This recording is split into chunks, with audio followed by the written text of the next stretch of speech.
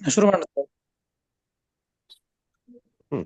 ಶ್ರೀ ಗುರುಭ್ಯೋ ನಮಃ ಹರಿ ಓಂ.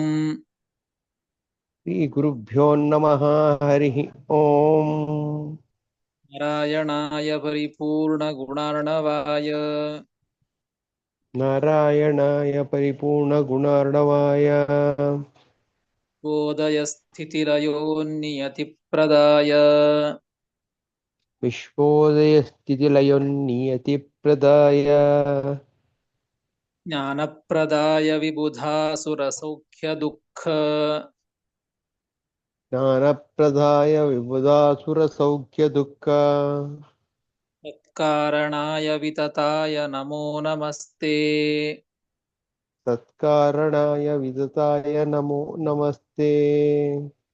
ಶೇಷವಾಗ್ಜಾಡ್ಯಮಲಾಪಹಂತ್ರಿ ಅಶೇಷ ವಾಗ್ಜಾಡ್ಯ ಮಲಾಪಹಂತ್ರಿ ನವಂ ನವಂ ಸ್ಪಷ್ಟ ಸುವಾಕ್ಪ್ರದಾಯಿನಿ ನವಂ ನವಂ ಸ್ಪಷ್ಟ ಸುವಾಕ್ಪ್ರದಾಯಿನಿ ಮೇಹ ಜಿಹ್ವಾಗ್ರ ಸುರಂಗನರ್ತಕೀ ಮಮೇಹ ಜಿಹ್ವಾಗ್ರ ಸುರಂಗನರ್ತಕೀ ಪ್ರಸನ್ನಾ ವದನೆ ಚ ಮೇ ಶ್ರೀಃ ಭವ ಪ್ರಸನ್ನಾ ವದನೆ ಚ ಮೇ ಶ್ರೀಃ. ಅಭ್ರಮಂ ಭಂಗರಹಿತಂ ಅಜಡಂ ವಿಮಲಂ ಸದಾ ಅಭ್ರಮಂ ಭಂಗರಹಿತಂ ಅಜಡಂ ವಿಮಲಂ ಸದಾ ಆನಂದತೀರ್ಥಮತುಲಂ ಭಜೆ ತಾಪತ್ರಯಾಪಹಂ. ಆನಂದತೀರ್ಥಮತುಲಂ ಭಜೆ ತಾಪತ್ರಯಾಪಹಂ. स्य वाक्कामधेनुर्नः मितार्थान् प्रयच्छति ಯಸ್ಯ ವಾಕ್ಕಾಮಧೇನುರ್ನಃ ಕಾಮಿತಾರ್ಥಾನ್ ಪ್ರಯಚ್ಛತಿ सेवेतं जययोगीन्द्रं कामबाणच्छिदं सदा ಸೇವೇತಂ ಜಯ ಯೋಗೀಂದ್ರಂ ಕಾಮಬಾಣಚ್ಛಿದಂ ಸದಾ. पूज्याय राघवेन्द्राय सत्यधर्मरताय च ಪೂಜ್ಯಾಯ ರಾಘವೇಂದ್ರಾಯ ಸತ್ಯಧರ್ಮರತಾಯ ಚ भजतां कल्पवृक्षाय नमतां कामधेनवे ಭಜತಾಂ ಕಲ್ಪವೃಕ್ಷಾಯ ನಮತಾಂ ಕಾಮಧೇನವೇ. त्याभिघ्नकराब्जोत्थान् नाशद्वर्षपूजकान् ಸತ್ಯಾಭಿಘ್ನಕರಾಬ್ಜೋಕ್ತಾನ್ ಪಂಚಾಶದ್ವರ್ಷಪೂಜಕಾನ್ सत्यप्रमोदतीर्थार्यान् नौमिन्यायसुधारतान् ಸತ್ಯಪ್ರಮೋದತೀರ್ಥಾರ್ಯಾನ್ ನೌಮಿ ನ್ಯಾಯಸುಧಾರತಾನ್.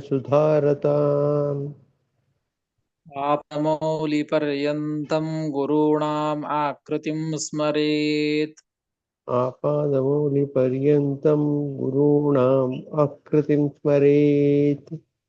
येन विघ्नाः प्रणश्यन्ति सिद्ध्यन्ति च मनोरथाः ತೇನ ವಿಘ್ನಾಃ ಪ್ರಣಶ್ಯಂತಿ ಸಿದ್ಧ್ಯಂಚಿತ ಮನೋರಥಾಃ. श्रीगुरुभ्यो नमः हरिः ओम्. ಶ್ರೀ ಗುರುಭ್ಯೋ ನಮಃ ಹರಿ ಓಂ.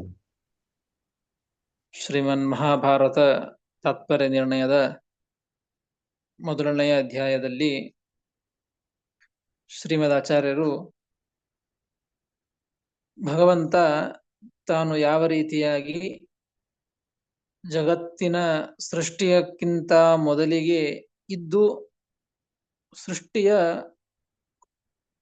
ಕೊನೆಯ ಭಾಗದ ಸೃಷ್ಟಿಯಕ್ಕಿಂತ ಮೊದಲಿಗೂ ಆ ಪೂರ್ವದಲ್ಲಿ ಕೊನೆಯ ಕಾಲದಲ್ಲಿ ಭಗವಂತ ಏನು ಮಾಡ್ತಾನೆ ಎಂಬುದನ್ನ ತಿಳಿಸಿಕೊಟ್ಟದ್ದು. ಭಗವಂತ ತಾನು ಬ್ರಹ್ಮದೇವರ ಚತುರ್ಮುಖ ಬ್ರಹ್ಮದೇವರ 100 ವರ್ಷ ಆಯುಷ್ಯ ನಿನ್ನೆ ತಿಳಿದಿದ್ದೇವೆ. 100 ವರ್ಷ ಆಯುಷ್ಯ ಅಂದ್ರೆ ಎಷ್ಟು ದೊಡ್ಡದು ಅಂತ ಹೇಳಿ. ಅಷ್ಟು ಕಾಲದವರೆಗೆ ಅದು ಭಗವಂತನಿಗೆ ಮಾತ್ರ ದೊಡ್ಡದಲ್ಲ. ಭಗವಂತನಿಗೆ ನಮಗೆ ತಿಳಿದುಕೊಳ್ಳುವ ಸಲುವಾಗಿ ಭಗವಂತನ ದೃಷ್ಟಿಯಲ್ಲಿ ಅದು ಎಷ್ಟು ಸಮಯ ಅಂತಂದ್ರೆ ಒಂದು ರೆಪ್ಪೆಯನ್ನ ಮಿಟುಕಿಸುವಷ್ಟು ಅಷ್ಟೇ, ನಮಗೆ ತಿಳಿಯೋದಕ್ಕಾಗಿ ಅಷ್ಟೇ. ದೇವರಿಗೆ ಅದು ಬಹಳ ಆಯಿತು, ಇನ್ನೂ ಕಡಿಮೆ. ಆ ಬ್ರಹ್ಮದೇವರ ಆಯುಷ್ಯ ಅಂದ್ರೆ ದೇವರ ದೃಷ್ಟಿಯಲ್ಲಿ, ದೇವರ ಕಾಲದ ದೃಷ್ಟಿಯಲ್ಲಿ ಇನ್ನೂ ಬಹಳ ಕಡಿಮೆನೇ ಅದು. ಅಷ್ಟು ಭಗವಂತ ಅನಂತ ಕಾಲದಿಂದ ಅನಂತ ಕಾಲದವರೆಗೆ ಇರುವಂತ ಭಗವಂತ. ಅಷ್ಟು ಕಾಲದವರೆಗೆ ತಾನು ಇದ್ದುಕೊಂಡು ಭಗವಂತ ಕೊನೆಯ ಕಾಲದಲ್ಲಿ ಬ್ರಹ್ಮದೇವರ ಒಂದು ಚತುರ್ಮುಖ ಬ್ರಹ್ಮದೇವರ ಕೊನೆಯ ಕಾಲದಲ್ಲಿ ಈ ರೀತಿಯಾಗಿ ಜಗತ್ತಿನ ಸೃಷ್ಟಿಯನ್ನ ಮಾಡಬೇಕು ಅಂತ ಇಚ್ಛೆಯನ್ನ ಅಭಿವ್ಯಕ್ತ ಮಾಡಿದ ಅಂತ ತಿಳಿಸಿಕೊಟ್ಟದ್ದು. ಅದು ಯಾವ ರೀತಿಯಾಗಿ ಮಾಡಿದ ಎಂಬುದನ್ನೇ ಉಕ್ತಾಂ ಈಕ್ಷಾಂ ವಿವರಣ ಪೂರ್ವಕಂ ಶ್ಲೋಕದ್ವಯೇನ ಆಹ. ಮುಂದಿನ ಶ್ಲೋಕಗಳಿಂದ 2 ಶ್ಲೋಕಗಳಿಂದ ಏನ್ ಹೇಳಿಕೊಟ್ಟಿದ್ದಾರೆ ಅಂದ್ರೆ, ಹಿಂದೆ ಏನು ಭಗವಂತ ಇಚ್ಛೆಯನ್ನ ಅಭಿವ್ಯಕ್ತ ಮಾಡಿದ ಅಂತ ಹೇಳಿದ್ರಲ್ಲ, ಅದರ ವಿವರಣೆಯನ್ನೇ ಯಾವ ರೀತಿಯಾಗಿ ಅಭಿವ್ಯಕ್ತ ಮಾಡಿದ ದೇವರು ಅಂದ್ರೆ, ಯಾವ ರೀತಿಯಾಗಿ ಒಟ್ಟು ಹಿಂದಿನ ಶ್ಲೋಕದಲ್ಲಿ ಹೇಳಿದ್ದು ಸೃಷ್ಟಿಯನ್ನ ಮಾಡಬೇಕು ಅಂತ ಇಚ್ಛೆನ ಅಭಿವ್ಯಕ್ತ ಮಾಡಿದ ಅಂತ ಹೇಳಿದ್ದು. ಯಾವ್ಯಾವ ರೀತಿಯಾಗಿ ಸೃಷ್ಟಿಯನ್ನು ಮಾಡಬೇಕು ಅಂತ ದೇವರು ಇಚ್ಛೆಯನ್ನು ಅಭಿವ್ಯಕ್ತ ಮಾಡಿದ ಎಂಬುದನ್ನ 2 ಶ್ಲೋಕಗಳಿಂದ ತಿಳಿಸಿಕೊಡ್ತಾ ಇದ್ದಾರೆ. 4ನೆಯ ಶ್ಲೋಕ. ದೃಷ್ಟ್ವಾ ಸಚೇತನಗಣಾನ್ ದೃಷ್ಟ್ವಾ ಸಚೇತನಗಣಾನ್ ಜಠರೇಶಯಾನಾನ್ ಜಠರೇಶಯಾನಾನ್ ಆನಂದಮಾತ್ರವಪುಷಃ ಆನಂದಮಾತ್ರವಪುಷಃ ಶ್ರುತಿ ವಿಪ್ರಮುಕ್ತಾನ್ ಧೃತಿವಿಪ್ರಮುಕ್ತಾನ್ ಧ್ಯಾನಂ ಗತಾನ್ ಧ್ಯಾನಂ ಗತಾನ್ ಶ್ರುತಿಗತಾಂಶ್ಚ ಶ್ರುತಿಗತಾಂಶ್ಚ ಸುಷುಪ್ತಿ ಸಂಸ್ಥಾನ್ ಸುಷುಪ್ತಿ ಸಂಸ್ಥಾನ್ ಬ್ರಹ್ಮಾದಿಕಾನ್ ಕಲಿಪರಾನ್ ಬ್ರಹ್ಮಾದಿಕಾನ್ ಕಲಿಪರಾನ್ ಮನೋಜಾಂಸ್ತಥೈಕ್ಷತ ಮನುಜಾಂಸ್ತಥೈಕ್ಷತ ದೃಷ್ಟ್ವಾ ಸಚೇತನಗಣಾನ್ ಜಠರೇಶಯಾನಾನಂದಮಾತ್ರವಪುಷಃ ಶ್ರುತಿ ವಿಪ್ರಮುಕ್ತಾನ್ ಧ್ಯಾನಂ ಗತಾನ್ ಶ್ರುತಿಗತಾಂಶ್ಚ ಸುಷುಪ್ತಿ ಸಂಸ್ಥಾನ್ ಬ್ರಹ್ಮಾದಿಕಾನ್ ಕಲಿಪರಾನ್ ಮನುಜಾಂಸ್ತಥೈಕ್ಷತ ಎಂಬುದಾಗಿ 4ನೇ ಶ್ಲೋಕ. ಪದ ವಿಭಾಗವನ್ನ ತಿಳಿದುಕೊಳ್ಳುವುದಾದರೆ, ದೃಷ್ಟ್ವಾ ಸಹ ಚೇತನಗಣಾನ್ ಜಠರೇ ಶಯಾನಾನ್ ಆನಂದ ಮಾತ್ರ ವಪುಷಃ. ಇದೇ ಶಬ್ದ.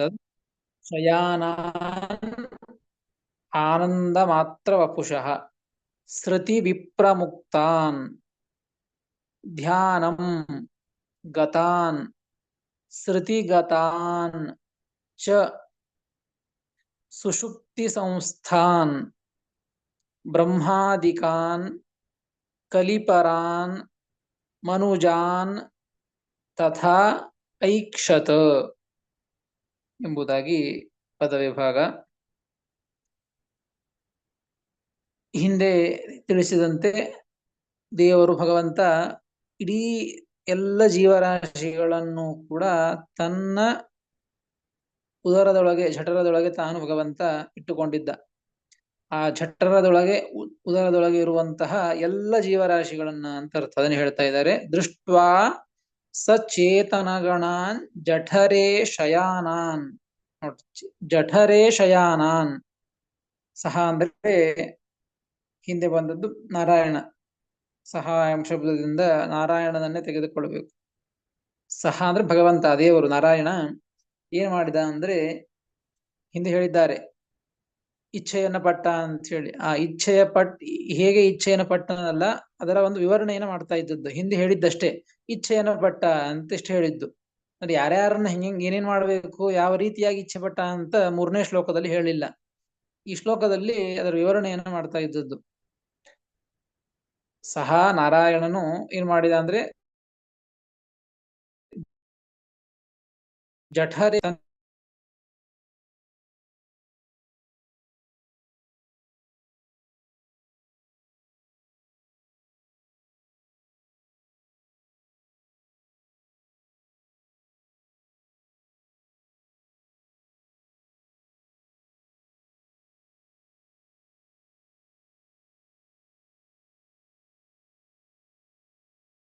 ಚೇತನಗಣಾನ್ ದೃಶ್ ಚೇತನಗಣಾನ್ ದೃಷ್ಟ್ವಾ ಅಂತ ಹೇಳಿದ್ದು. ಚೇತನರ ಗಣಗಳನ್ನ, ಸಮೂಹವನ್ನ, ಸಮೂಹಗಳನ್ನ ಅಂದ್ರೆ ಬಹಳ ಜೀವರಾಶಿಗಳಿದ್ದಾರೆ. ಚೇತನ ಶಬ್ದಕ್ಕೆ ಜೀವರು ಅಂತ ಅರ್ಥ. ಅನೇಕ ರೀತಿಯಾದಂತ ಅನಂತ ಜೀವರಾಶಿಗಳಿದ್ದಾರೆ. ಆ ಎಲ್ಲ ಜೀವರಾಶಿಗಳನ್ನ ಭಗವಂತ ನೋಡಿ ಸೃಷ್ಟಿ ಮಾಡಬೇಕು ಅಂತ ಇಚ್ಛೆ ಮಾಡಿದ. ಆ ಜೀವರುಗಳು ಹೇಗಿದ್ದಾರೆ, ಯಾರ್ಯಾರಿದ್ದಾರೆ ಅಂತ ತಿಳಿಸ್ತಾರೆ. ದ್ವಿವಿಧ ಅಂತ ಟಿಪ್ಪಣಿಕಾರ ತಿಳಿಸ್ತಾರೆ. ದ್ವಿವಿಧಾನ್ ಚೇತನಗಣಾನ್ ಮುಕ್ತಾನ್ ಸಂಸಾರಿಣಶ್ಚ ದೃಷ್ಟ್ವಾ. ನೋಡಿ, ಚೇತನಗಣಾನ್ ದೃಷ್ಟ್ವಾ ಅಂತ ಮೂಲದಲ್ಲಿ ಇದ್ದದ್ದು. ಅದಕ್ಕೆ ವ್ಯಾಖ್ಯಾನಕಾರ ಬರೀತಾರೆ, ಚೇತನರ ಸಮೂಹಗಳನ್ನ ಅಂದ್ರೆ ಯಾವ ತರಹದ್ದವು ಅಂದ್ರೆ ಎರಡು ತರಹದ್ದಿವೆ. ಒಂದು ಮುಕ್ತರಾದಂತಹ ಜೀವರು, ಒಂದು ಸಂಸಾರದಲ್ಲಿ ಇದ್ದಂತಹ ಜೀವರು. ಆ ಎರಡೂ ತರಹದ ಜೀವರಾಶಿಗಳಿದ್ದಾರೆ. ಎರಡೂ ತರಹದ ಜೀವರಾಶಿಗಳನ್ನ ದೃಷ್ಟ್ವಾ ಅಂತ ಅರ್ಥ. ಎರಡೂ ತರಹದ ಜೀವರಾಶಿಗಳನ್ನ ಭಗವಂತ ನೋಡಿದ. ನೋಡಿ ಹಾಗಾದ್ರೆ ಸೃಷ್ಟಿಯನ್ನ ಮಾಡಬೇಕು ಅಂತ ಅಂದುಕೊಂಡದ್ದು ಯಾರಲ್ಲಿ ಯಾರನ್ನ ಅಂತಂದ್ರೆ ಚೇತನಗಣೇಶು ಸಂಸಾರಿಣಃ ಚೇತನಗಣಾನ್ ಸೃಕ್ಷೇ ಇತಿ ಐಕ್ಷತ ಇತಿ ಸಂಬಂಧ. ಉದರದೊಳಗೆ ಎಲ್ಲರೂ ಇದ್ದಾರೆ, ಆದರೆ ಎರಡೂ ತರಹ ಜೀವರಾಶಿಗಳಿದ್ದಾರೆ. ಆದರೆ ಯಾರನ್ನ ಸೃಷ್ಟಿ ಮಾಡಬೇಕು ಅಂತ ಆ ಜೀವರಾಶಿಗಳನ್ನು ನೋಡಿದ ಭಗವಂತ ಅಂತಂದ್ರೆ ಈ ಸಂಸಾರಿಣ, ಯಾರು ಸಂಸಾರದಲ್ಲಿ ಇದ್ದಾರೋ, ಸಂಸಾರದಲ್ಲಿ ಇನ್ನು ಯಾರಿದ್ದಾರೋ ಅಂತಹ ವ್ಯಕ್ತಿಗಳನ್ನ, ಅಂತಹ ಜೀವರಾಶಿಗಳನ್ನ ಸೃಕ್ಷೇ ಇತಿ ಐಕ್ಷತ, ಅವರನ್ನ ಸೃಷ್ಟಿ ಮಾಡಬೇಕು ಅಂತ ನೋಡಿದ ಭಗವಂತ ಅಂತ. ಇಷ್ಟು ಮುಖ್ಯವಾದದ್ದು ಗೊತ್ತಾಯ್ತಲ್ಲ. ಜಠರೇ ಶಯಾನಾನ್ ಸಹ ಜಠರೇ ಶಯಾನಾನ್ ಚೇತನಗಣಾನ್ ದೃಷ್ಟ್ವಾ. ಚೇತನಗಣಾನ್ ಅಂದ್ರೆ ಎಲ್ಲಾ ಚೇತನಗಳನ್ನು ನೋಡಿದ. ಅದರೊಳಗೆ ಸಂಸಾರಿಗಳ ಚೇತನಗಳನ್ನು ನೋಡಿ ಸೃಷ್ಟಿ ಮಾಡಬೇಕು ಅಂತ ನೋಡಿ ಸೃಷ್ಟಿ ಮಾಡಬೇಕು ಅಂತ ಐಕ್ಷತ. ಕೊನೆ ಇದೆ ನೋಡಿ, ಬ್ರಹ್ಮಾದಿಕಾನ್ ಕಲಿಪರಾನ್ ಮನುಜಾನ್ ತಥೈಕ್ಷತ ಅಂತಿದೆ. ಐಕ್ಷತ ಎಂಬುದು ಕ್ರಿಯಾಪದ. ಭಗವಂತ ಈ ರೀತಿಯಾಗಿ ನೋಡಿ ಅವರನ್ನ ಸೃಷ್ಟಿ ಮಾಡಬೇಕು ಅಂತ ಇಚ್ಛೆಯನ್ನು ಪಟ್ಟು ನೋಡಿದ ಅಂತ. ಇಷ್ಟು ವಿಚಾರ. ಯಾರ್ಯಾರನ್ನ ಹೇಗೆ ಸೃಷ್ಟಿ ಮಾಡಬೇಕು ಎಂಬ ವಿಚಾರವನ್ನ ಶ್ಲೋಕದಲ್ಲಿ ತಿಳಿಸಿಕೊಡ್ತಾರೆ. ತತ್ರ ಮುಕ್ತಾನ್ ವಿಶಿನಷ್ಟಿ. ನೋಡ್ರಿ, ಒಳಗೆ ಇದ್ದದ್ದು ಮುಕ್ತರು ಹಾಗೂ ಸಂಸಾರಿಗಳು ಎಲ್ಲರನ್ನೂ ನೋಡಿದ ಭಗವಂತ. ಎಲ್ಲರನ್ನ ಹೇಗೆ ನೋಡಿದ ಭಗವಂತ ಅಂತಂದ್ರೆ ಅವ್ರು ಹೇಗಿದ್ರು ಹಾಗಾಗಿ ನೋಡಿದ ಅಂತ ತಿಳಿಸಿಕೊಡ್ತಾ ಇದ್ದಾರೆ. ಮುಕ್ತರು ಹೇಗೆ ಇದ್ರು, ಸಂಸಾರಿಗಳು ಹೇಗಿದ್ರು, ಸಂಸಾರಿಗಳು ಸಂಸಾರದಲ್ಲಿ ಇದ್ರು, ಅವ್ರು ಯಾವ ರೀತಿಯಾಗಿದ್ರು ಅದೇ ರೀತಿಯಾಗಿ ಅವ್ರು ಇರ್ಲಿ ಅಂತ ನೋಡಿದ ಭಗವಂತ. ತತ್ರ ಮುಕ್ತಾನ್ ವಿಶಿನಷ್ಟಿ ಆನಂದೇತಿ. ಮುಕ್ತರನ್ನ ಹೇಗೆ ನೋಡಿದ ಅಂದ್ರೆ ಹೀಗೆ, ಆನಂದ ಮಾತ್ರ ವಪುಷಃ ಶ್ರುತಿ ವಿಪ್ರ ಮುಕ್ತಾನ್ ಧ್ಯಾನಂಗತಾನ್. ಮುಕ್ತರು ಹೇಗಿದ್ದಾರೆ ಅಂದ್ರೆ ಶ್ರುತಿ ವಿಪ್ರ ಮುಕ್ತಾನ್, ಲಿಂಗದೇಹವನ್ನ ಕಳೆದುಕೊಂಡವರಾಗಿ ಇದ್ದದ್ದು ಮುಕ್ತರು. ಮತ್ತು ಆನಂದ ಮಾತ್ರ ವಪುಷಃ, ಆನಂದಮಯವಾದಂತಹ ಶರೀರ, ಆನಂದವೇ ದೇಹವಾಗಿ ಉಳ್ಳವರು. ಯಾವುದೇ ರೀತಿಯಾದಂತಹ ದುಃಖ ಇಲ್ಲ, ಕೇವಲ ಆನಂದವೇ ಅವರ ಶರೀರ, ಮುಕ್ತರ ಶರೀರ. ಅಂತಹ ವ್ಯಕ್ತಿಗಳು ಮತ್ತು ಧ್ಯಾನಂಗತಾನ್, ಧ್ಯಾನದಲ್ಲಿ ಕುಳಿತಂತಹ ವ್ಯಕ್ತಿಗಳು. ಆ ರೀತಿಯಾಗಿ ಭಗವಂತ ಮುಕ್ತರನ್ನ ನೋಡಿದ. ಅಂದ್ರೆ ಆ ರೀತಿಯಾಗಿ ನೋಡಿದ ಅಂದ್ರೆ ಆ ರೀತಿಯಾಗಿ ಮತ್ತೆ ಇಂಥ ಇಚ್ಛೆಯನ್ನ ಪಟ್ಟು ನೋಡಿದ ಅಂತ ಅರ್ಥ. ಭಗವಂತ ಒಂದೇನನ್ನೋ ಇಚ್ಛೆಯನ್ನ ಪಟ್ಟು ಮತ್ತೆ ಅದನ್ನ ಪ್ರಯತ್ನ ಪೂರ್ವಕವಾಗಿ ಕಷ್ಟಪಟ್ಟು ಮಾಡಬೇಕು ಅಂತ ಇಲ್ಲ. ಭಗವಂತ ಇಚ್ಛೆಯನ್ನ ಪಟ್ಟಿದ್ದಾನೆ ಅಂದ್ರೆ ಕ್ಷಣಾರ್ಧದಲ್ಲಿ. ಆ ಇಚ್ಛೆಯನ್ನ ಪಡೋದು ಹೆಚ್ಚಿಂದಲ್ಲ. ಅನಾದಿ ಕಾಲದಿಂದ ಅನಂತ ಕಾಲದವರೆಗೆ ಎಲ್ಲವೂ ಕೂಡ ಭಗವಂತನಲ್ಲಿ ಇದ್ದೇ ಇರ್ತದೆ. ಅದರ ಅಭಿವ್ಯಕ್ತಿಯನ್ನು ಮಾತ್ರ ಭಗವಂತ ಮಾಡ್ತಾನೆ. ಹೀಗಾಗಿ ಮತ್ತೆ ತಾನು ಇಚ್ಛೆಯನ್ನು ಅಭಿವ್ಯಕ್ತ ಮಾಡಿದ ಅಂದ್ರೆ ಹಾಗೆ ಇರುವಂತೆ ಮಾಡಿದ ಅಂತ ಅರ್ಥ. ಸೃಷ್ಟಿನ ಆ ರೀತಿಯಾಗಿ ಅವರನ್ನ ಆ ಅವಸ್ಥೆಯನ್ನು ತಂದು ಕೊಟ್ಟ ಅಂತ ಅರ್ಥ. ಇಲ್ಲಿಯೂ ಕೂಡ ತೇ ದ್ವಿವಿಧಾ ವಿಲಿಂಗಾ ಆನಂದಾನುಭವಿನಃ ಅನ್ನೇ ವಿಲಿಂಗ ಮಾತ್ರಾಹ. ಆ ಮುಕ್ತರಲ್ಲಿಯೂ ಕೂಡ ವಿಭಾಗವನ್ನು ಮಾಡ್ತಾರೆ. ತೇ ದ್ವಿವಿಧಾಹ ವಿಲಿಂಗಾಹ ಆನಂದಾನುಭವಿನಃ ಅನ್ನೇ ವಿಲಿಂಗ ಮಾತ್ರಾಹ ಅಂತ ಹೇಳಿ. ಮುಕ್ತರೊಳಗೂ ಕೂಡ ಒಂದು ವಿಲಿಂಗರು ಅಂತಂದ್ರೆ ಲಿಂಗ ದೇಹವನ್ನ ಕಳೆದುಕೊಂಡವರು. ಲಿಂಗದೇಹವನ್ನ ಕಳೆದುಕೊಂಡಂತಹ ವ್ಯಕ್ತಿಗಳು ಕೆಲವರು, ಲಿಂಗದೇಹವನ್ನ ಕಳೆದುಕೊಂಡು ಮುಂದೆ ಮೋಕ್ಷವನ್ನು ಹೊಂದಿ ಆನಂದವನ್ನ ಪಡ್ತಾ ಇರುವಂತಹ ಮುಕ್ತರು ಕೆಲವರು. ಲಿಂಗದೇಹವನ್ನ ಯಾರೋ ಭಗವಂತನ ಅಪರೋಕ್ಷ ಜ್ಞಾನವಾಗಿರ್ತದೋ ಅಂತಹ ಅಪರೋಕ್ಷ ಜ್ಞಾನವಾದ ಮೇಲೆ ಬ್ರಹ್ಮದೇವರ ಜೊತೆಗೆ ವಿರಜಾನದಿ ಸ್ನಾನವನ್ನ ಮಾಡಿ ಲಿಂಗದೇಹವನ್ನ ಭಂಗ ಮಾಡಿಕೊಂಡು ಮುಂದೆ ಮೋಕ್ಷಕ್ಕೆ ಹೋಗೋರವರು. ಇಲ್ಲಿ ಕೆಲವರು ಕೇವಲ ಬ್ರಹ್ಮದೇವರ ಜೊತೆಗೆ ಲಿಂಗದೇಹವನ್ನ ಕಳೆದುಕೊಂಡವರು ಮಾತ್ರ ಕೆಲವರು ಇದ್ದಾರೆ. ಇನ್ನು ಕೆಲವರು ಲಿಂಗದೇಹವನ್ನ ಕಳೆದುಕೊಂಡು ಆನಂದಮಯವಾದಂತಹ ಶರೀರವನ್ನು ಹೊಂದಿದಂತಹ ವ್ಯಕ್ತಿಗಳು, ಅವರು ಮುಕ್ತರಿದ್ದಾರೆ. ಈ ಕೆಲವು ಜನ ಇದ್ದಾರೆ. ಹೀಗೆ ಎರಡು ತರಹದ ವ್ಯಕ್ತಿಗಳು. ಉಭಯೇಪಿ ಆನಂದ ಮಾತ್ರ ಪುಷಃ ಧ್ಯಾನಂಗತಾಂಶ್ಚ. ಇಬ್ಬರೂ ಕೂಡ ಧ್ಯಾನಂಗತಾಂಶ್ಚ, ಧ್ಯಾನವನ್ನ, ಇವರಿಗೂ ಆನಂದ ಇದ್ದೇ ಇದೆ, ಅವರಿಗೂ ಆನಂದ ಇದ್ದೇ ಇದೆ. ಆದರೆ ವಿಶೇಷವಾಗಿ ಮತ್ತೆ ಇನ್ನು ಇಬ್ಬರು ಏನ್ ಮಾಡ್ತಾ ಇದ್ದಾರೆ ಅಂದ್ರೆ ಧ್ಯಾನಂಗತಾಂಶ್ಚ, ಧ್ಯಾನವನ್ನ ಮಾಡುವಂತವರಾಗಿದ್ದಾರೆ ಅಂತ ಇಬ್ಬರು ಕೂಡ. ಇನ್ನು ಕೆಲವರು ದ್ವಿವಿಧೇಭ್ಯೋ ಮುಕ್ತೇಭ್ಯೋ ಅನ್ನೇ ಮುಕ್ತಾಹ. ಈ ಮುಕ್ತರು ಅಂತ ಇನ್ನೊಂದು ಯಾವುದು ಅಂದ್ರೆ ಮುಕ್ತರೊಳಗೂ ಕೂಡ ಉತ್ತಮರು, ಮಧ್ಯಮರು, ಅಧಮರು ಅಂತ ಹೇಳಿ. ಆನಂದಾನುಭವಿಗಳು ಇದು ಉತ್ತಮ ಮುಕ್ತರು. ಇನ್ನು ವಿಲಿಂಗ ಮಾತ್ರಾಹ ಮಧ್ಯಮರು.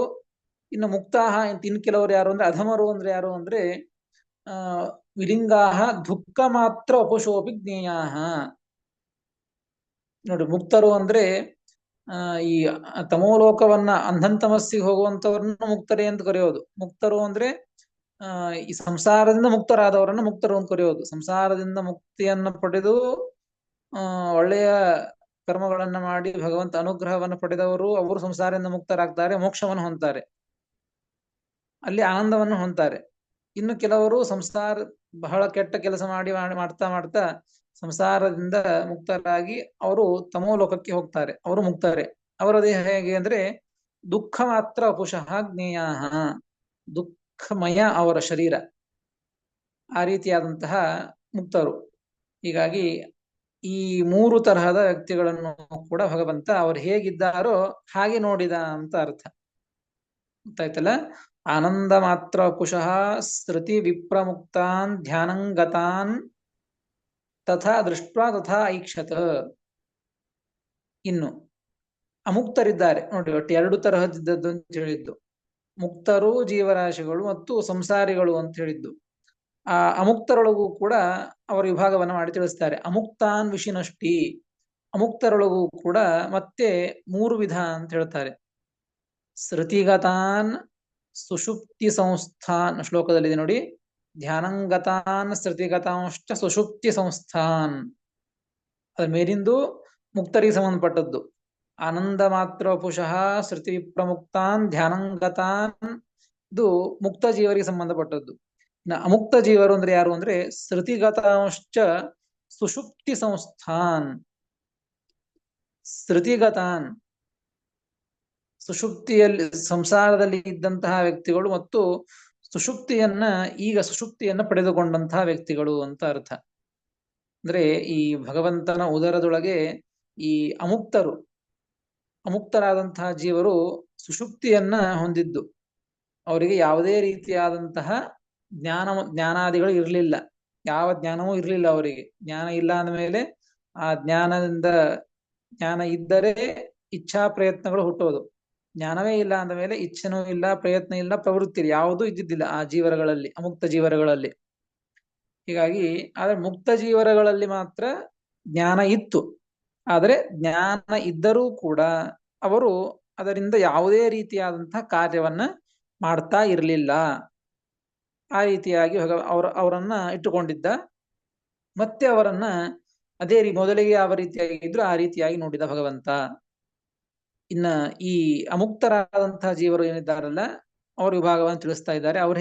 ಅವ್ರು ಹೇಗಿದ್ರು ಅಂದ್ರೆ ಭಗವಂತನ ಉದರದೊಳಗೆ ಸುಷುಪ್ತಿ ಸಂಸ್ಥಾನ್ ಸ್ಥಿತಿಗತಾನ್, ಮಲಗಿಕೊಂಡಿದ್ದಾರೆ, ಸಂಸಾರದಲ್ಲಿ ಇದ್ರವರು, ಲಿಂಗದೇಹವನ್ನ ಪಡೆದುಕೊಂಡಿದ್ರು, ಶ್ರುತಿಗತಾನ್ ಅಂತಹ ವ್ಯಕ್ತಿಗಳನ್ನ ನೋಡಿದ. ಅವ್ರು ಯಾರು ಅಂತ ತಿಳಿಸಿಕೊಡ್ತಾರೆ. ತೇ ಟಿಪ್ಪಣಿಕಾರರು ತೇ ತ್ರಿವಿಧಾಹ ಅಂತ ವಿಭಾಗವನ್ನು ತಿಳಿಸ್ತಾರೆ. ತಿಸ್ರೋ ವಿಧಾಹ ದರ್ಶಯತಿ. ಆ ಅಮುಕ್ತರಾದಂತಹ ಜೀವರುಗಳು ಕೂಡ ಮೂರು ವಿಧ. ಯಾರು ಅಂತಂದ್ರೆ ಬ್ರಹ್ಮಾದಿಕಾನ್, ಕಲಿಪರಾನ್, ಮನುಜಾನ್. ನೋಡಿ, ಮೂರಿದೆ. ಬ್ರಹ್ಮಾದಿಕಾನ್, ಕಲಿಪರಾನ್, ಮನುಜಾನ್. ಇವರನ್ನು ಕೂಡ ನೋಡಿ ಸೃಷ್ಟಿ ಮಾಡಬೇಕು ಅಂತ ಆ ದೃಷ್ಟಿಯಿಂದ ನೋಡಿದ ಭಗವಂತ. ತಥಾ ಐಕ್ಷತ. ಬ್ರಹ್ಮಾದಿಕಾನ್ ಇವರು ಉತ್ತಮರು, ಮನುಜಾನ್ ಮಧ್ಯಮರು, ಕಲಿಪರಾನ್ ಅಧಮರು. ನೋಡಿ, ಆ ಮುಕ್ತರೊಳಗೆ ಮೂರು ವಿಧ, ಅಮುಕ್ತರೊಳಗೂ ಮೂರು ವಿಧ. ಬ್ರಹ್ಮಾದಿಕಾನ್, ಕಲಿಪರಾನ್, ಮನುಜಾನ್ ಅಂತಿದೆ. ಬ್ರಹ್ಮಾದಿಕಾನ್ ಅಂದ್ರೆ ಬ್ರಹ್ಮದೇವರೇ ಮೊದಲಾದಂಥವರನ್ನ ಅಂತ ಅರ್ಥ. ಆದರೆ ಇಲ್ಲಿ ಟಿಪ್ಪಣಿಕಾರರು ತಿಳಿಸಿಕೊಡ್ತಾರೆ. ಏನ್ ತಿಳಿದುಕೊಳ್ಬೇಕು ಅಂತಂದ್ರೆ ಬ್ರಹ್ಮಾದಿಕಾನ್ ಅಂತ ಶಬ್ದ ಇದೆ. ಬ್ರಹ್ಮಾದಿಕಾನ್ ಅಂತಿದ್ದಕ್ಕೆ ಇವ್ರು ಯಾರ ಬ್ರಹ್ಮಾದಿಕಾನ್ ಯಾರನ್ನ ಯಾವ ಪಕ್ಷದಲ್ಲಿ ಸೇರಿಸಿಕೊಂಡದಿದ್ದದನ್ನ ಈ ಶಬ್ದವನ್ನು ಇಟ್ಕೊಂಡಿದ್ದೀಗ ಅಮುಕ್ತರೊಳಗೆ ಇಟ್ಟುಕೊಂಡಿದ್ದು. ಅಮುಕ್ತರು ಹೇಗಿದ್ದಾರೆ ಅಂದ್ರೆ ಸುಷುಪ್ತಿ ಸಂಸ್ಥಾನ್, ಸುಷುಪ್ತಿಯನ್ನು ಹೊಂದಿದವರು, ಲಿಂಗದೇಹ ಉಳ್ಳವರು ಅಂತ ಹೇಳಿದ್ದು. ನೋಡಿ, ಬ್ರಹ್ಮದೇವರಿಗೆ ಬ್ರಹ್ಮಾದಿಕಾನ್ ಅಂತ ಹೇಳ್ತಾ ಇದ್ದಾರೆ. ಆದ್ರೆ ಬ್ರಹ್ಮದೇವರು ಭಗವಂತನ ಉದರದೊಳಗಿದ್ದರೂ ಕೂಡ ಆ ಬ್ರಹ್ಮದೇವರಿಗೆ ಸುಷುಪ್ತಿ ಇರಲಿಲ್ಲ. ಜ್ಞಾನ ಇತ್ತು. ಜ್ಞಾನ ಇದ್ದರೂ ಕೂಡ ಬ್ರಹ್ಮದೇವರು ಮತ್ತು ಬ್ರಹ್ಮದೇವರಿಂದ ಮತ್ತೊಂದು ಶಬ್ದವನ್ನು ತೆಗೆದುಕೊಳ್ಳಬೇಕು ಅಂದ್ರೆ ಭಾವಿಬ್ರಹ್ಮರಾದಂತಹ ವಾಯುದೇವರೇ ಮುಂದೆ ಬ್ರಹ್ಮದೇವರಾಗಬಹುದು. ಹೀಗಾಗಿ ಬ್ರಹ್ಮ ಎಂಬುವಂತಹ ಶಬ್ದದಿಂದ ಚತುರ್ಮುಖ ಬ್ರಹ್ಮದೇವರನ್ನ ಮತ್ತು ಆ ವಾಯುದೇವರನ್ನು ತೆಗೆದುಕೊಳ್ಳಬೇಕು. ಈ ಇಬ್ಬರೂ ಕೂಡ ಭಗವಂತನ ಉದರದಲ್ಲಿ ಇರುವಂತಹ ಪ್ರಸಂಗದೊಳಗೆ ಅವರಿಗೆ ಜ್ಞಾನ ಇತ್ತು. ಜ್ಞಾನ ಇದ್ದರೂ ಕೂಡ ಅವರು ಆ ಜ್ಞಾನದ ಕಾರ್ಯವನ್ನ ಮಾಡ್ತಾ ಇರಲಿಲ್ಲ ಭಗವಂತನ ಆಜ್ಞೆಯಿಂದ. ಹೀಗಾಗಿ ಈ ಅಮುಕ್ತರಾದಂತಹ ಒಂದು ವ್ಯಕ್ತಿಗಳಲ್ಲಿ ಈ ಮೂರನ್ನ ಸೇರಿಸ್ತಾ ಇದ್ದದ್ದು. ಬ್ರಹ್ಮಾದಿಕಾನ್, ಕಲಿಪರಾನ್, ಮನುಜಾನ್ ಅಂತ ಹೇಳಿ. ಅವ್ರು ಹೇಗಿದ್ದಾರೆ ಅಂದ್ರೆ ಸುಷುಪ್ತಿ ಸಂಸ್ಥಾನ ಸ್ಥಿತಿಗತಾನ್ ಅಂತ ಹೇಳಿದ್ದು. ಅಂತ ಬ್ರಹ್ಮದೇವರು ಸುಷುಪ್ತಿ ಸಂಸ್ಥರ ಅಲ್ಲವೇ ಅಲ್ಲ. ಬ್ರಹ್ಮದೇವರು ವಾಯುದೇವರು ಅವರಿಗೆ ಸುಷುಪ್ತಿ ಇಲ್ಲವೇ ಇಲ್ಲ. ಅಂದ ಮೇಲೆ ಅವರನ್ನ ಇಲ್ಲಿ ಹೇಗೆ ಸೇರಿಸಿಕೊಳ್ಳೋದು ಅಂತ ಪ್ರಶ್ನೆ ಬಂದ್ರೆ ಅದಕ್ಕೆ ಟಿಪ್ಪಣಿಕಾರ ಹೇಳ್ತಾರೆ, ಬ್ರಹ್ಮ ಆದಿಹಿ ಏಷಾಮಿತಿ ಅತದ್ಗುಣ ಸಂವಿಜ್ಞಾನೋ ಬಹುವ್ರೀಹಿ. ಶಾಸ್ತ್ರದಲ್ಲಿ ಸಮಾಸವನ್ನ ಮಾಡುವಂತಹ ಬಗೆ, ಸಮಾಸಗಳನ್ನು ಮಾಡುತ್ತದೆ. ಬ್ರಹ್ಮಾದಿಕಾನ್ ಅಂದ್ರೆ ಬ್ರಹ್ಮದೇವರೇ ಮೊದಲಾದವರು ಅಂತ ಅರ್ಥ. ಬ್ರಹ್ಮದೇವರೇ ಮೊದಲಾದವರು ಅಂತಂದ್ರೆ ಇದು ಬಹುವ್ರೀಹಿ ಸಮಾಸವನ್ನ ಮಾಡಿದ್ದಿಲ್ಲಿ. ಬ್ರಹ್ಮದೇವರೇ ಮೊದಲಾದವರು ಅಂದ್ರೆ ಬ್ರಹ್ಮದೇವರನ್ನ ಕೆಲವು ಅದನ್ನ ಬಹುವ್ರೀಹಿ ಸಮಾಸದೊಳಗೆ ಎರಡು ರೀತಿಯಾಗಿ ವಿಭಾಗವನ್ನ ಮಾಡ್ತಾರೆ. ಅತದ್ಗುಣ ಸಂವಿಜ್ಞಾನ ಬಹುವ್ರೀಹಿ ಅಂತ ಹೇಳಿ. ಅತದ್ಗುಣ ಸಂವಿಜ್ಞಾನ ಬಹುವ್ರೀಹಿ ಅಂದ್ರೆ ಯಾವ ಶಬ್ದವನ್ನ ಇಟ್ಟುಕೊಂಡು ಇವರೇ ಮೊದಲಾದವರು ಅಂತ ಹೇಳ್ತಿರ್ತದೋ ಅವ್ರ ಲೆಕ್ಕಕ್ಕಿಲ್ಲ. ಅವರನ್ನ ಬಿಡೋದು ಅಂತ ಅರ್ಥ. ಅವರನ್ನ ಬಿಟ್ಟು ಅವರ ಮುಂದಿನ ವ್ಯಕ್ತಿಗಳು ಅಂತ ಅರ್ಥ. ಆಶೆಗೊಳ್ಳಬೇಕು ಅಂತ ಅರ್ಥ. ತದ್ಗುಣ ಸಂವಿಜ್ಞಾನ ಬಹುವ್ರೀಹಿ ಸಮಾಸವನ್ನ ಮಾಡಿದಾಗ ಆ ಶಬ್ದವನ್ನ ಯಾವ ಶಬ್ದವನ್ನ ಆಡಿರ್ತದಲ್ಲ ಆ ವ್ಯಕ್ತಿಗಳನ್ನು ಕೂಡ ಸೇರಿಸಿಕೊಳ್ಳೋದು ಇದು ಒಂದು ಶಾಸ್ತ್ರೀಯವಾದಂತಹ ಒಂದು ವಿಷಯ. ಹೀಗಾಗಿ ಇಲ್ಲಿ ಬ್ರಹ್ಮಾದಿಕಾನ್ ಎಂಬುವಂತಹ ಶಬ್ದದಿಂದ ಬ್ರಹ್ಮದೇವರೇ ಮೊದಲಾದವರು ಅಂತ ಹೇಳ್ತಾ ಇದ್ದದ್ದು. ಬ್ರಹ್ಮದೇವರೇ ಮೊದಲಾದವರು ಅಂದ್ರೆ ಬ್ರಹ್ಮದೇವರನ್ನ ಸೇರಿಸಿಕೊಂಡು ಹೇಳೋದು ಅಂತ ಅರ್ಥ ಅಲ್ಲ. ಬ್ರಹ್ಮದೇವರನ್ನ ಬಿಟ್ಟು ಅತದ್ಗುಣ ಸಂವಿಜ್ಞಾನ ಬಹುವ್ರೀಹಿ ಸಮಾಸವನ್ನ ಮಾಡಿದ್ದಕ್ಕೆ ಬ್ರಹ್ಮದೇವರನ್ನ ಬಿಟ್ಟು ಆದಿ ಶಬ್ದದಿಂದ ತೆಗೆದುಕೊಂಡಂತಹ ರುದ್ರದೇವರೇ ಮೊದಲಾದಂತಹ ವ್ಯಕ್ತಿಗಳನ್ನ ಎಲ್ಲ ಜೀವರಾಶಿಗಳನ್ನು ಕೂಡ ತೆಗೆದುಕೊಳ್ಳಬೇಕು. ಉತ್ತಮರಾದಂತಹ ಜೀವರಾಶಿಗಳು, ಅಮುಕ್ತರಾದಂಥವರು ಹೊರತು ಬ್ರಹ್ಮದೇವರನ್ನ ತೆಗೆದುಕೊಳ್ಳುವಂತೆ ಇಲ್ಲ ಯಾಕೆ ಅಂದ್ರೆ ಬ್ರಹ್ಮದೇವರಿಗೆ ಸುಷುಪ್ತಿ ಇಲ್ಲ. ಬ್ರಹ್ಮದೇವರು ಅವರು ಆ ಪ್ರಳಯ ಕಾಲದಲ್ಲಿಯೂ ಕೂಡ ಬ್ರಹ್ಮದೇವರನ್ನು ಹೇಳ್ತಾರೆ, ಪ್ರಳಯೇಪಿ ಪ್ರತಿಭಾತ ಪರಾವರಹ. ಬ್ರಹ್ಮದೇವರಿಗೆ ವಾಯುದೇವರಿಗೆ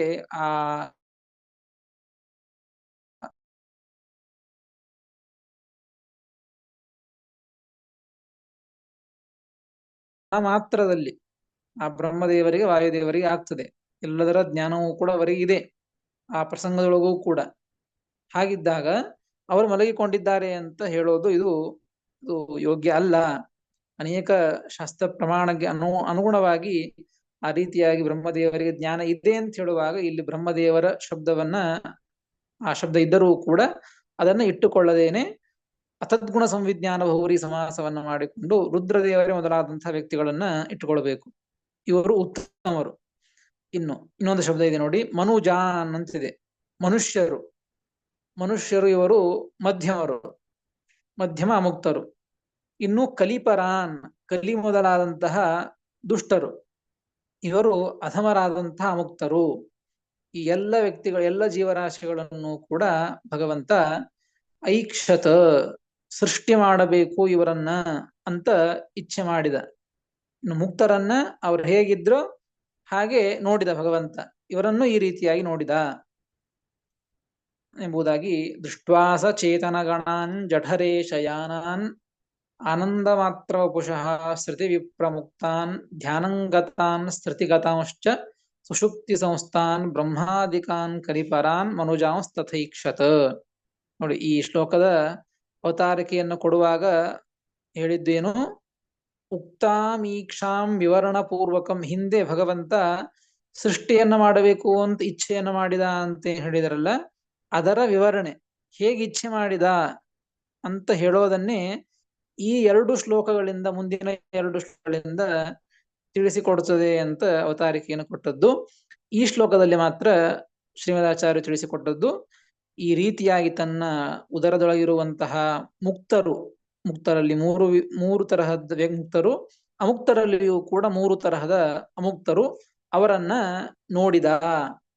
ಅವರನ್ನ ನೋಡಿ ಏನು ಮಾಡಿದ, ಮತ್ತೆ ಅಂದುಕೊಂಡ, ಅವರಿಗೆ ಹೇಗೆ ಏನಾಗಬೇಕು ಅಂತ ಅಂದುಕೊಂಡ ಎಂಬುದನ್ನ ಮತ್ತೆ ಮುಂದಿನ ಶ್ಲೋಕದಲ್ಲಿ, 5ನೇ ಶ್ಲೋಕದಲ್ಲಿ ಯಾರ್ಯಾರಿಗೆ ಏನೇನು ಸಿಗಬೇಕು, ಯಾವ ರೀತಿಯಾಗಿ ಅವರು ಹೊಂದಿ ಸೃಷ್ಟಿಯನ್ನ ಹೊಂದಬೇಕು ಎಂಬುದನ್ನ ಭಗವಂತ ಇಚ್ಛೆ ಮಾಡಿದ ಎಂಬುದನ್ನ 5ನೇ ಶ್ಲೋಕದಲ್ಲಿ ಶ್ರೀಮದಾಚಾರ್ಯ ನಾಳೆ ತಿಳಿಯೋಣ ಅಂತ ಹೇಳ್ತೇನೆ.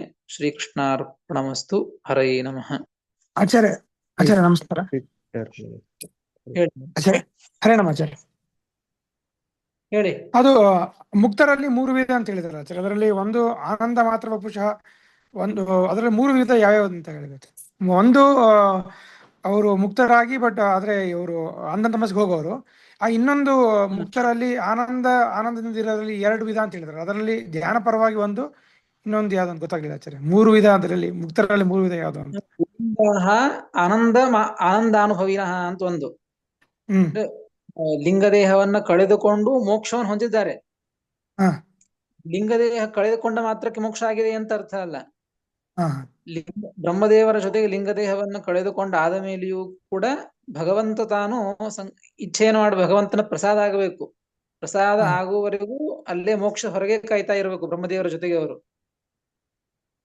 ಅಲ್ಲಿ ಒಳಗೆ ಹೋದವರು ಮುಕ್ತರು, ಹೊರಗೆ ಹೋಗಿ ಇನ್ನು ಹೊರಗೆ ಕುಳಿತಿದ್ದಾರೆ. ಲಿಂಗದೇಹ ಭಂಗವಾಗಿದೆ, ಇನ್ನು ಮೋಕ್ಷ ಆಗಿಲ್ಲ.